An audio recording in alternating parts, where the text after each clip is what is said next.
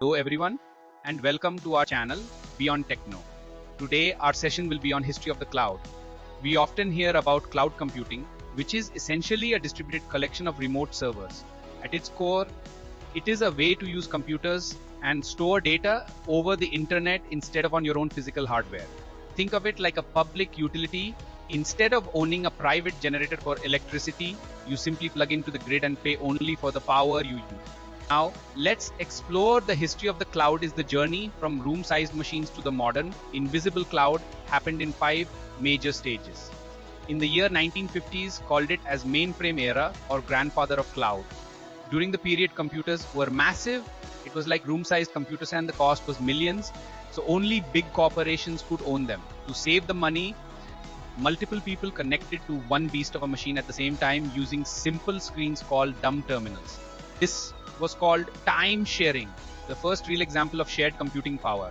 In 1961, John McCarthy, the computer scientist known as the father of AI, introduced the vision of a utility. He predicted that computing would one day be sold as a public utility, just like water or electricity.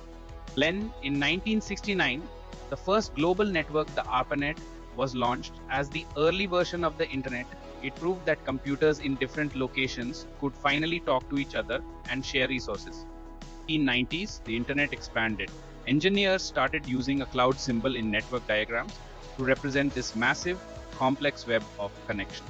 Around the same time, telecom companies introduced virtual private networks or VPNs. But in 1999, the Salesforce became the first major company to deliver business software entirely through a website. So there was no need to install programs on individual laptops. Finally, leading from 2002 to the present day, the modern era officially took off.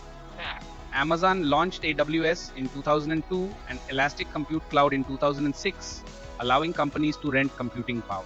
Soon after, Google App Engine and Microsoft Azure entered the market to offer the exact same service. That's it for today, and thank you so much for hanging out with me. If you have any questions or thoughts, drop a comment below. I will reply soon.